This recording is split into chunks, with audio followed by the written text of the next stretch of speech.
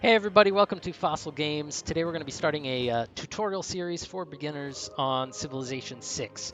I know it's a pretty complex game. It's got a lot of moving parts and there's a lot of things about it where, I think for beginners especially, it can be hard to understand what the practical outcomes and implications of certain decisions actually are without going through dozens of playthroughs and just experimenting, right? And so I want to sort of cover some of the basic aspects of the game so you have some kind of idea if you're just getting started, um, what it is you're trying to accomplish and how to get there.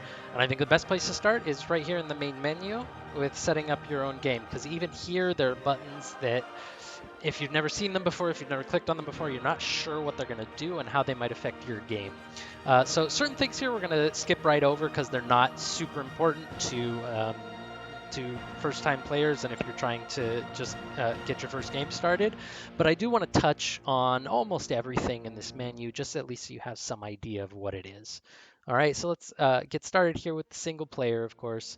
When you click on single player, it brings up the little side menu, and this sort of gives you the options for what you want to do if you're trying to play a game against AI opponents. Um, and this is where we're going to be spending most of our time in this video, but I'm going to come back to that in just a minute. First, I just want to go over these real quick. Multiplayer is where you're going to go if you want to start playing against human opponents. There's several different options to do this. But if you're really brand new to the game, I would recommend going through single player games a few times to get the hang of that. I will probably make a separate video on the multiplayer options and how to set all that up and everything. Um, Next, you can go through the game options, which is where you can find everything that you would expect to find, right? The in-game options regarding gameplay, even though nothing here changes the functioning of the game too much, right? These are just little preferences. You can change your graphics settings, audio, language, all those basic things are in there. Additional content is where you go if you have mods installed, which we'll also touch on in a future video, so I'm not going to get into that just yet. But there is lots of fun and interesting things you can do there. The Hall of Fame is interesting, something to revisit once you have played a couple of games, because this is where um, uh, your record as a leader in civilization is shown, right? You go into the Hall of Fame and you can see your former games, how you won, what your score was, all that exciting stuff, right? And that records basically your history as a player. The credits simply show the credits for the game. No need to go in there unless you're really super curious. Uh, the tutorial, I'm not even going to click on it because that'll throw you right into the tutorial basically. Um, and if you've never played a game of Civilization, even if you've played previous Civilizations but have never played 6, I'd recommend you start with the tutorial.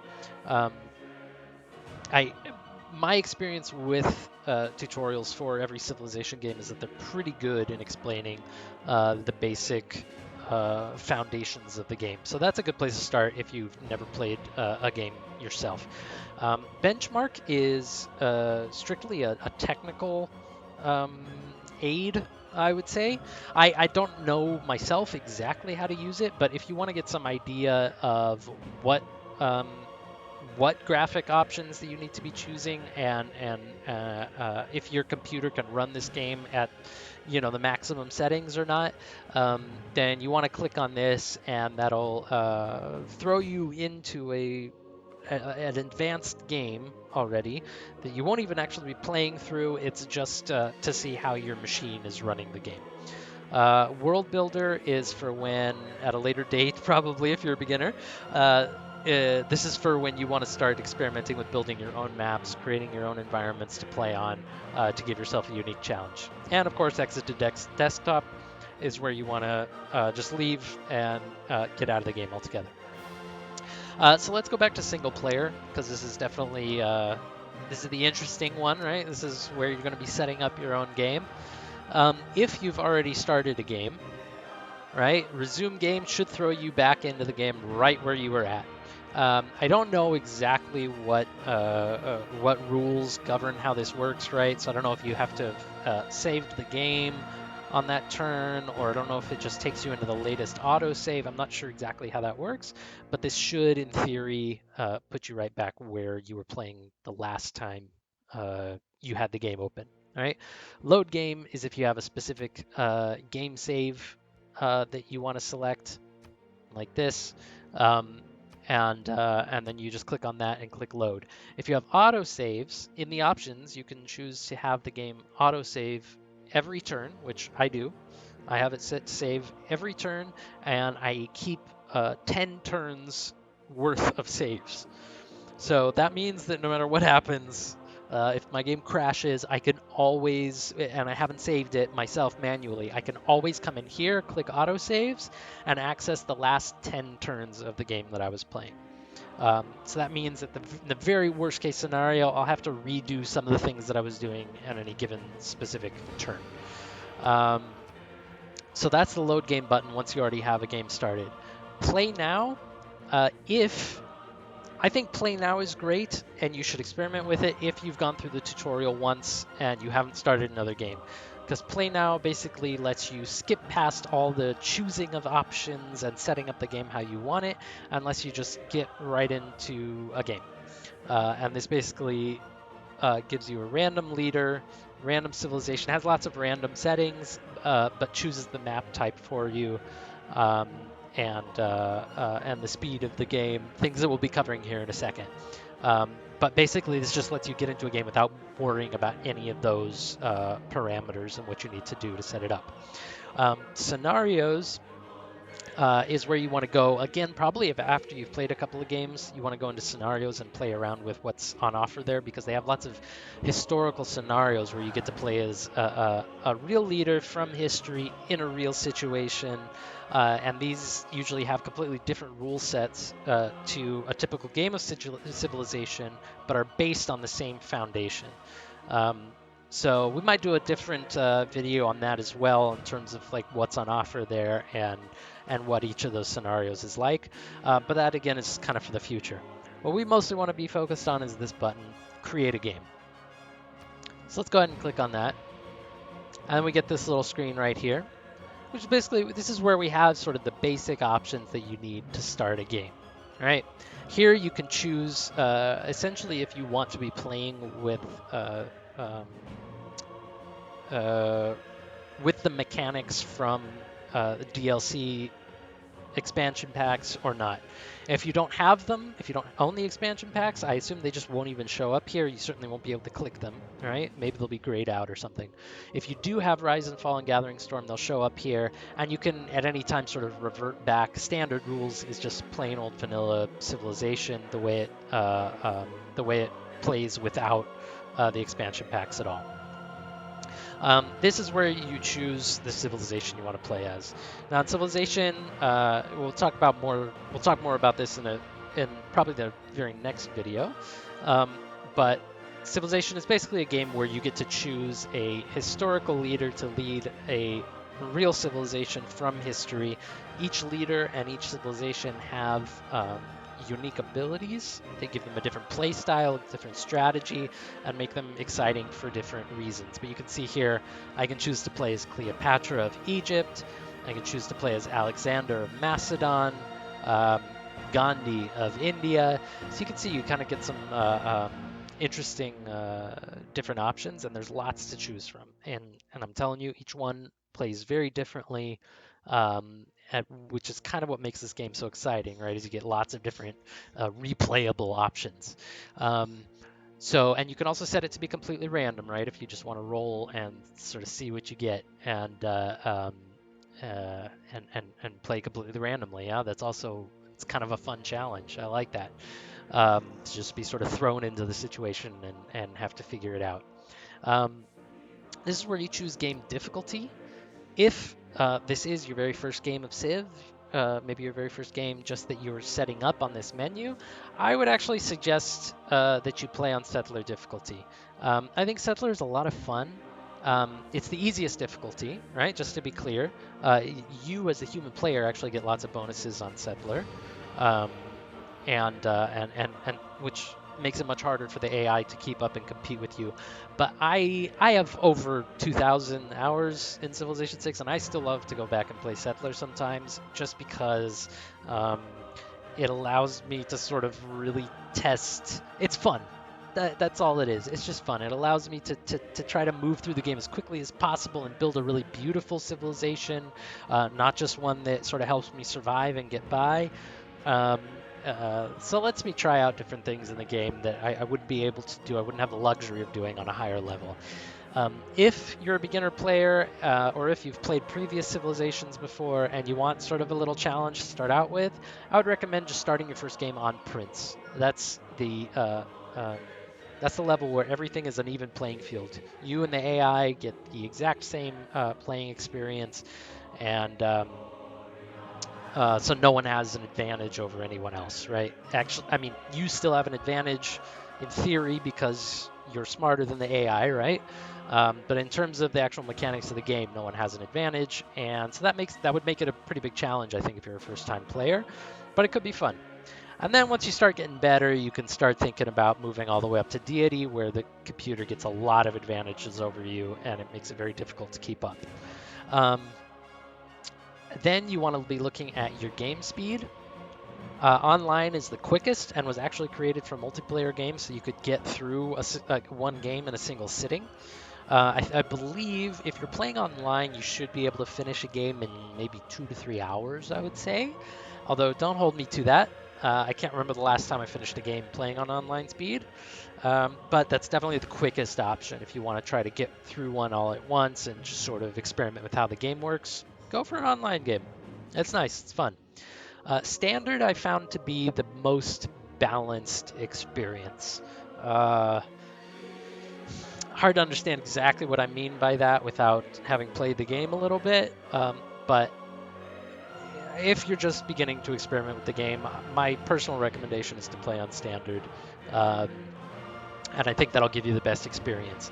Marathon and Epic can be fun to experiment with once you really, once you want to experiment, once you want to try things out differently. There's lots of different map types you can choose from, right? And it's worth experimenting again with all of them at some point or another. You can even play on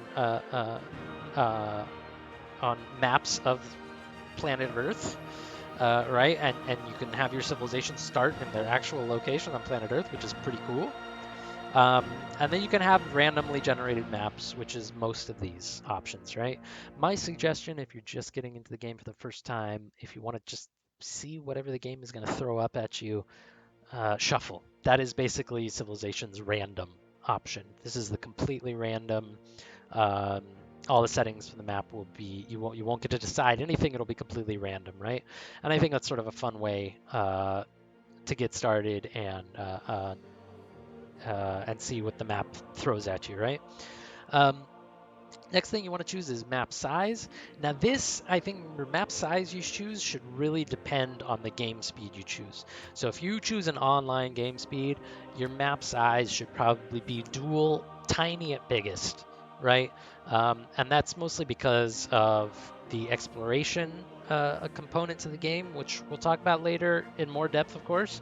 But if you have,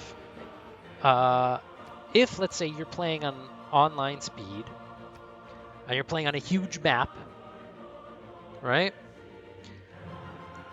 You're probably never going to explore the entire map. You're going to be in the atomic age, nuking your opponents, and you won't have explored the entire map. On the reverse, if you're playing Marathon on a tiny map, on a dual map, for example, then you're still going to be practically in the Stone Age and you'll have discovered the entire map, right? So it sort of throws off the realism a little bit. You can have fun playing around with it, of course, feel free. I like to sort of couple those two together, make them dependent on one another. So if I'm playing a standard speed game, best thing to go with is a standard map size. I think that creates the best balance there between those two things. Now here you get to choose one or multiple game modes that are available, and these are all available with the newest expansions that are coming out right now. In the The New Frontier Pass is what it's called. Basically, they're rolling out new mini expansions every month that come with new game modes and new leaders and new civilizations and making the game more fun and interesting. Basically, they're building on what's already there. But you can also disable all that stuff if you have the New Frontier Pass. If you don't, I assume this probably won't even be here for you, right? So you won't even have to worry about it. And in any case, I'm not going to go into too much detail into what each one does. That's sort of for a later date um, when you sort of understand the mechanics of the game better. We can go over each one of these and talk about what they really do and how to experiment with them and have fun with them. Disaster intensity is a setting you'll only have if you're playing with the Gathering Storm rule set. So if you have this expansion called Gathering Storm, then you'll be able to set the disaster intensity. And what that is basically environmental disasters, right? You got floods, you got volcanoes, tornadoes, hurricanes, those kinds of things that can appear in the game at random. And they have some pretty interesting effects. They're really fun. So if you want to really dial it up and really play with that mechanic, you can make the disaster intensity, you can push it all the way up to 4, right? If you want more of a balanced, normal game, then I would just leave it at 2 for now. I think about playing with it at a later date. So if you're good with all of that, if this is your first game you're setting up after the tutorial, maybe you've played one game before this, right? Then this screen should probably provide you with plenty of options to sort of set up a game more or less the way you want it and to continue exploring, right? Now I want to move into advanced setup. Excuse me. I want to move to advanced setup because once you've played 1 or 2 games, for example, this is where things get really fun and you can get really specific with your choices, right? So here is where you choose your leader. You can see this little box around here. This is your leader you get to choose. All right, let's just choose one at random now. And you can even choose between different colors here that you want your civilization to be, that you want it to show up on the map.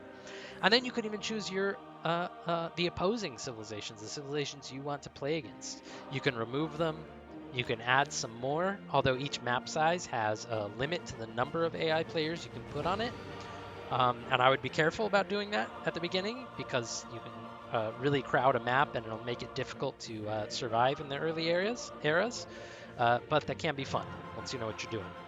Over on this side, you have again the rule set option to enable and disable the mechanics from different DLCs. You have your game difficulty, which we already talked about.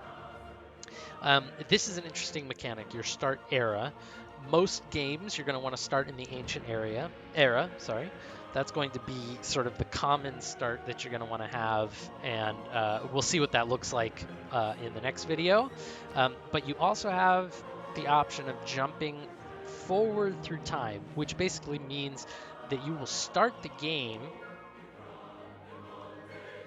with more at your disposal. You'll start the game with certain technologies already unlocked, and for the AI as well, of course. So basically, you'll just get to play with more advanced technologies right away, and a more well-developed civilization, rather than developing it yourself through the eras.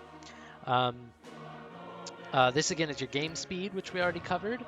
The city-states, of course, in a later video, we'll see exactly what these are.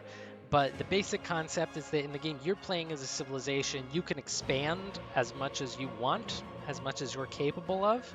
City-states are not full players, right? They are AI-controlled individual cities that cannot expand.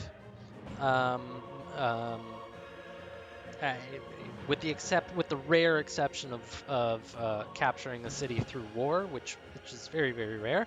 City-states cannot expand, but they can defend themselves, and they provide you with certain bonuses if you're able to win them over through diplomacy.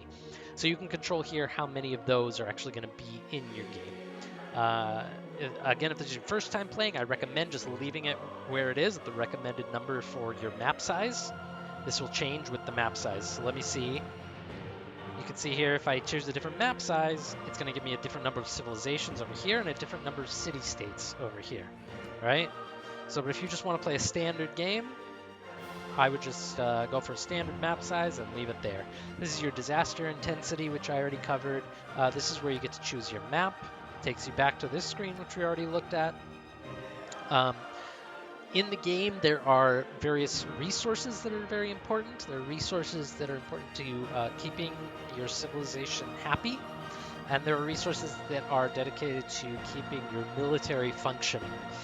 And so this is a setting where you get to choose how many resources. I'm actually assuming these are the military resources. I don't think this affects what's called the luxury resources, right? That keep your people happy.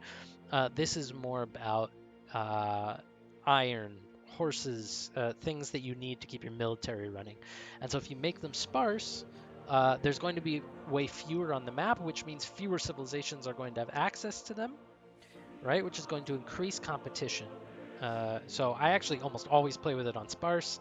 I think that adds a fun element to the game. Certain civilizations are going to have horses, whereas others don't, right? And you yourself may end up without that advantage, and that's sort of an interesting challenge to play with. I like that a lot. Here you can choose what natural wonders appear in the game, which is more beneficial once you are sort of familiar with them and what they do, and which ones you want in the game and which ones you don't, which ones you enjoy playing with, which ones you don't. But each one is basically a fixture on the map that you discover through exploration, and each one has different bonuses, either to someone who owns, who controls the territory that the wonder is on, or if you move if you move a unit next to the wonder, some of them give certain bonuses to those units. So that's where you can do that. Again, I would just leave it at everything for now, though, if you are pretty new to the game. Now these are a little bit more. Here you're getting a little bit more specific about the kind of map in general that you want to spawn. This controls certain broad elements of the map, and this gets a little bit more. So maybe by that logic, it actually gets a little bit more specific. So World Age, you can see with this helpful little pop-up that this will generate a map with standard hills, mountains, and volcanoes. And so you can see this sort of works in conjunction with your map choice, right? You can choose continents, which will give you different land masses. You can choose an archipelago with a lot of different islands. You can choose a vague representation of the Earth, or continents and islands. But whatever it is that you choose, your world age is going to give you more hills, mountains, and volcanoes. And the more you play, the more you'll become familiar with what that means and why that's even an option here. There are certain defensive bonuses you get from being on hills. Certain civilizations have advantages and boosts to being next to mountains. And the volcanoes can erupt, which makes your game more interesting. So that's why that's there. The start position is basically all about sort of, it's all about sort of setting the beginning of the game to be an even playing field or not, right? So if you set out unbalanced, everyone's going to be pretty much have a completely equal start. Standard, there may be some deviation between one player to another, but nobody's going to have, this crazy, amazing start where someone else has a completely horrible starting point on the map. Legendary, everyone is supposed to get very good starts, right? And we'll go over in the next video what a really good start actually looks like, right? But everyone gets good ones, but they're not equal. So some are going to just get phenomenal starting points, right? And others are going to get some that may leave them behind a little bit, right? So you're sort of leaving it up to chance if you do that. And I always love playing with that on. I like to take that chance. Legendary. Legendary is for me. I love that setting. Temperature will control sort of how much desert versus how much tundra and snow you have on the map. Standard or random, I would say, is a good way to go until you sort of get a feel for what that actually means in effect in gameplay. Rainfall controls how much rainforest, marsh. These are just different types of terrain in the game, and you'll see through playing what effects those terrain features actually have. And there are certain civilizations that have bonuses in certain terrain features for different reasons. So those are things to all play around with. If it's your very first game, I would leave most of those things on standard or random.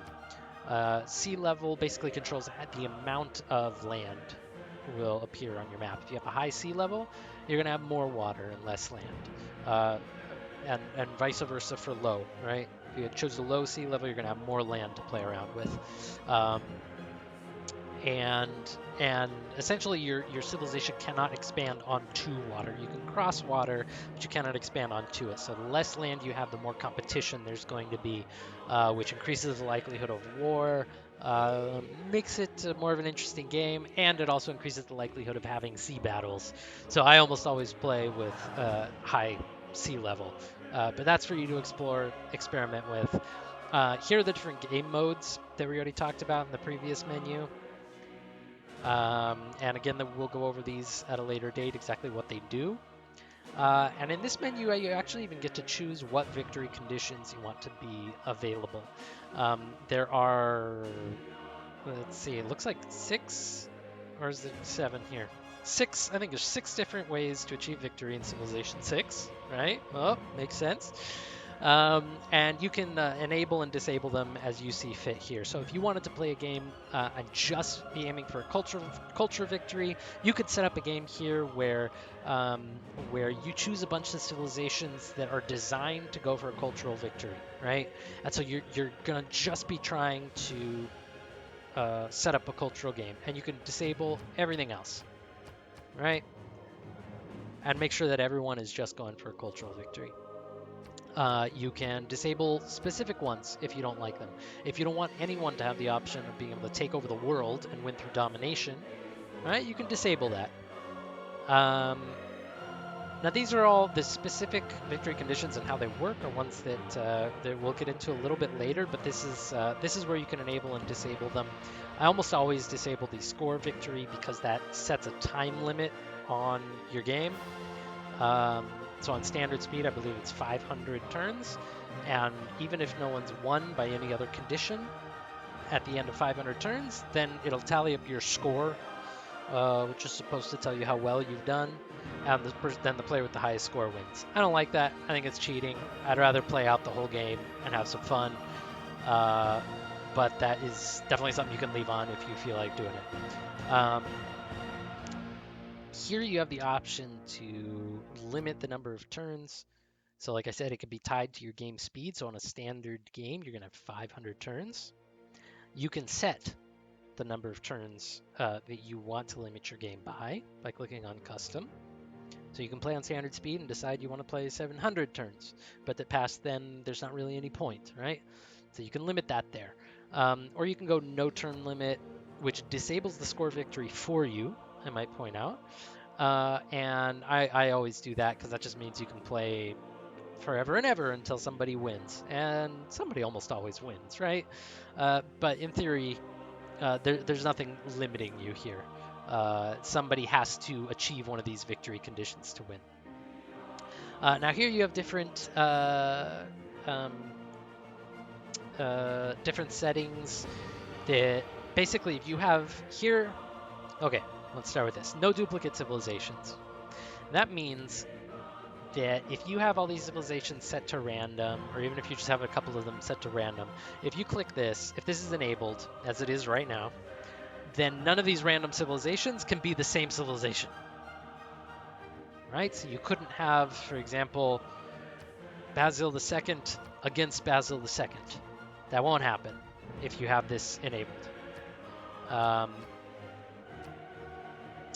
And then you also have the option not to do duplicate leaders. Certain civilizations have multiple leaders. right? The French have Catherine de Medici, who can play. She, yeah, she can play both. Or no, actually, no, I'm getting confused there. My bad. India is a much better example. We'll talk about that later. India is a much better example. So this is the Indian civilization, right? And you're playing as the leader Chandragupta. You could, in the same game, have Gandhi play as India. Now, the civilization, India itself, gets exactly the same bonuses, but the leader bonuses are different. Okay, so that's the difference there that you want to be aware of. And enabling no duplicate leaders basically means that that can't happen. If a civilization is already chosen, if I already have Chandragupta in the game, I cannot have Gandhi in the game. That's the way that works. Barbarians are basically what they sound like. They're non-state military actors in the game who will harass you early on and make it difficult to develop and grow your empire. If you want to play without them for an easy game, maybe especially if it's your very first game, you can click here and disable them altogether, and they won't appear there. No teams. Honestly, I'm not even 100% what that means. I don't know how to play with teams on Civilization 6. There are no teams in Civilization. There are allies, so maybe what that means that it might be if you enable this that you can't play with alliances, because you can't even choose teams here. None of that allows you to do that. So I'm not even 100% sure what that means. If any of you know, if somebody stumbles upon this video who does know, let me know. I'm curious. Tribal villages are little tribal sites that you find as you explore the map that when you move your unit over them, they give you different bonuses that sort of help the game get moving and give you an incentive to explore early on. So I would advise keeping that on. You don't need to disable those unless for some reason they annoy you, unless you want a particular challenge. But I always play with it as it is right now. I play with the tribal villages on. Again, not sure what the teams thing is, so I'm not even sure how relevant that is. This, if I'm not mistaken, is this is a technical number. Somebody would have to explain this to you. That's not me, because I don't really know in enough detail. But this is number, you could mostly ignore it. This is essentially, if you were to give it to somebody else, I believe, they would be able to load up your map with your settings that you have. This is sort of like the code that represents the settings that you have here. I believe that's how that works. Load configuration and save configuration. I haven't worked out exactly what the configurations do. I believe they just keep the exact same settings. And I've tried to use them before, but what I found is that they don't just save the settings, they also save the seed number, which then makes it a little bit difficult because you're not just reloading these settings, you're reloading the exact same game. You will end up with the exact same map, not a newly randomized map. You will end up the exact same map that you have if I were to start the game now. And so in that case, there's not really... the only purpose to this that I can think of is if you want to go back again and play the exact same map from a different perspective as a different leader or something, which if you're playing a randomized map, I don't see why you would ever want to do that. So anyway, I think we've covered everything that you need to know now to create your own game and really customize it and get it the way you want, and make it interesting for yourself. That should help you sort of start up your first 2 or 3 games and really start exploring. In the next video in this series, I'm planning on sort of getting into a game and talking about the user interface, what buttons are where, what you need to be aware of and look at, before we start diving into actual gameplay and things you need to be thinking about and how the game works itself. Anyway, I hope something in here. I know this turned out kind of long, but honestly, there's just so many. Um, there's so many settings and things to be aware of here that if you're a beginner, I can really see how it would be a little bit overwhelming. So I hope somebody found something semi-interesting or useful in here. And if not, that's okay too. Let me know. And I hope you join me for the next tutorial as we continue to discover everything that Civilization has to offer. If you want to see some gameplay, I am going through a playthrough right now as China, and I will link that in the description below and leave it at the end of this video, and you can check that out and join me on that journey as well. So thanks so much for being here, guys, and I'll talk to you next time. Bye-bye.